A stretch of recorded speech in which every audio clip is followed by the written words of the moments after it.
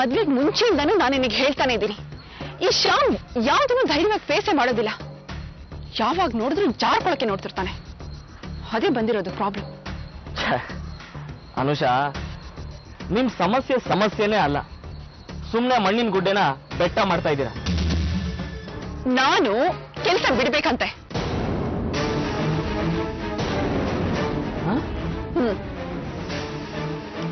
ಕೆಲಸದೊಳು ಬೇಡ, ನಾನ್ ಕೆಲಸ ಬಿಡ್ಬೇಕು ಅಂದ್ರೆ ಏನರ್ಥ?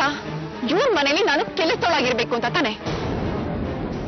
ನಾನ್ ಸತ್ರು ಕೆಲಸ ಬಿಡೋದಿಲ್ಲ ಅಂತ ಅವನ್ ಮುಖಕ್ಕೆ ಹೇಳಿ ಬಂದಿದ್ದೀನಿ.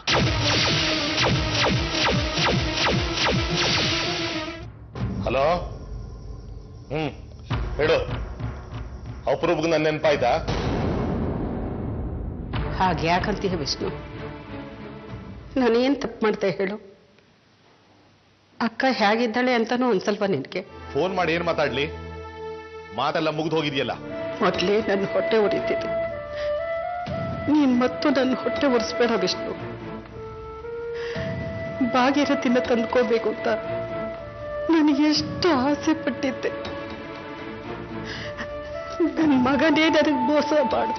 ಅಕ್ಕ, ಯಾಕೀಗ ಅದೆಲ್ಲ? ಈ ಸೊಸೆಯಿಂದ ಆದ್ರೂ ಸುಖವಾಗಿದ್ದೀನಿ ಅಂದ್ಕೊಂಡ್ಯ. ದಿನ ನರಕ ಅನುಭವಿಸದೇ ಆಗಿದೆ. ಅಕ್ಕ, ಒಂದ್ ಕೆಲಸ ಮಾಡು, ನೀನೇ ಇಲ್ಲಿಗೆ ಬಂದ್ಬಿಡು. ಪಿತೃಪಕ್ಷ ಮಾಡ್ಬೇಕು ಅನ್ಕೊಂಡಿದ್ದೆ, ನೀನ್ ಬಂದಾಗ್ಲೇ ಮಾಡೋಣ, ನಿನಗೂ ಸಮಾಧಾನ ಆಗುತ್ತೆ. ಶ್ಯಾಮ ಬಂದ್ಮೇಲೆ ಅವನ್ ಕೇಳಿಬಿಟ್ಟು ಇವತ್ ರಾತ್ರಿನೇ ಹೊರಡ್ತೀನಿ. ಅಷ್ಟು ಮಾಡು. ಅಳ್ಬೇಡಮ್ಮ ರಾಧಿಕಾ. ನನಗೆ ಬದುಕೋದಕ್ಕೆ ಇಷ್ಟ ಇಲ್ಲ, ಸಾಯ್ಬೇಕು. ಸಾಯೋದಕ್ಕೆ ಬಿಟ್ಬಿಡಿ ಪ್ಲೀಸ್. ನೋಡಮ್ಮ, ಮತ್ತೆ ಮತ್ತೆ ಹೇಳ್ತಾ ಇದ್ದೀನಿ, ನಾನು ನಿನ್ನ ಸಹಾಯಕ್ಕಿದ್ದೀನಿ. ನಮ್ಮ ಇಡೀ ಡಿಪಾರ್ಟ್ಮೆಂಟ್ ಇದೆ. ನೀನು ಯಾರಿಗೂ ಭಯ ಪಡಬೇಕಾಗಿಲ್ಲ.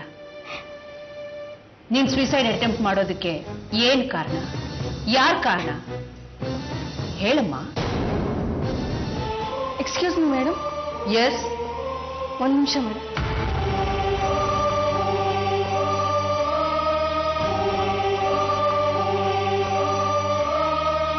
ರಾಧಿಕನಿಗೆ ಏನಾದರೂ ಅಪಾಯನ? ಇಲ್ಲ ಮೇಡಮ್, ಏನೂ ಪ್ರಾಬ್ಲಮ್ ಇಲ್ಲ. She is out of danger. ಮತ್ತೆ ಶಿ ಈಸ್ ಪ್ರಜ್ಞೆ.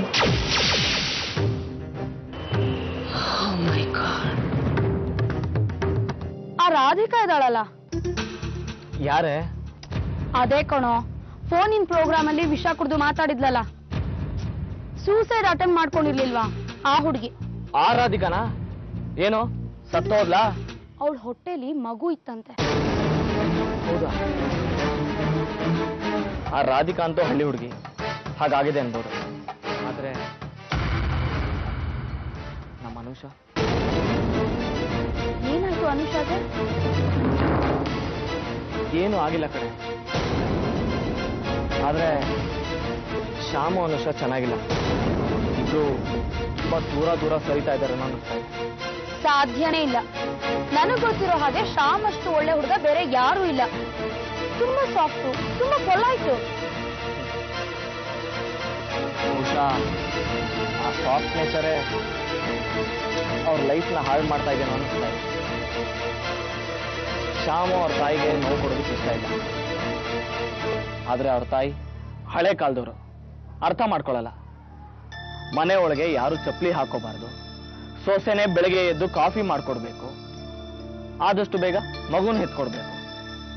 ಅಲ್ಲ ಕಣೆ, ಈಗಿನ ಕಾಲದಲ್ಲಿ ಇದನ್ನೆಲ್ಲ ಯಾರು ಕೇಳ್ತಾರೆ? ಈ ಅನುಷಾ ಸ್ವಲ್ಪ ವಿರುದ್ಧ ಸ್ವಭಾವದವಳು. ಅವಳು ಯಾರ ಮಾತು ಕೇಳಲ್ಲ, ಯಾರಿಗೂ ಕೇರು ಮಾಡೋದಿಲ್ಲ.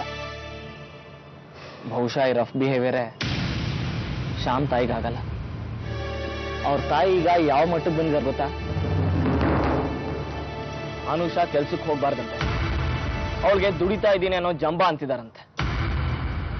This is too much Akash. ಇದಕ್ಕಿಂತ ಅನುಷಾ ಶ್ಯಾಮ್ನ ಬಿಡೋದೇ ಒಳ್ಳೇದು.